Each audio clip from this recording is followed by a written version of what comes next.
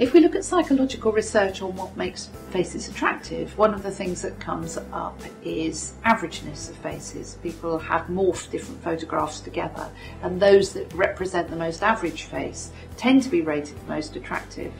And that's quite interesting because we know that actually the most beautiful faces around us in society are very unusual faces, typically with perhaps a larger feature, like larger mouth. Somebody like Naomi Campbell or Angelina Jolie would have perhaps a larger feature, but really regarded as a very beautiful person.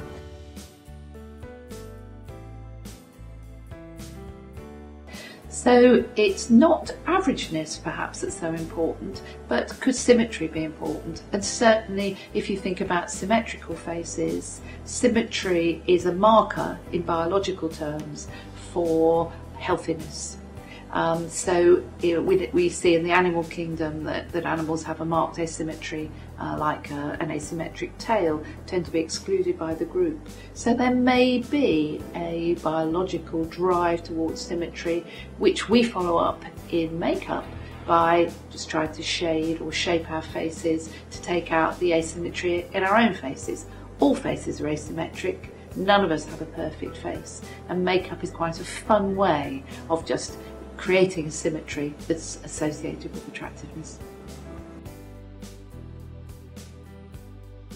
What determines female beauty, and the question of whether it's determined by cultural habits, cultural preferences, or whether there's some common biological basis to what we think is beautiful.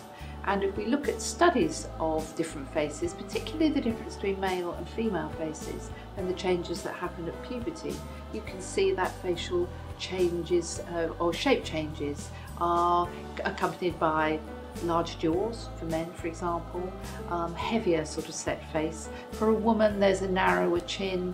The distance between the eyebrow and the pupil is deeper on a female face. So it's quite interesting that commonly when we pluck our eyebrows, we do so from underneath to give that wider-eyed look.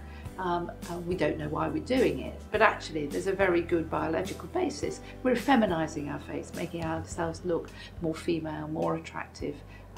So that's the kind of thing that shows that there are biological drives as well as the sort of cultural preferences for looking a certain way.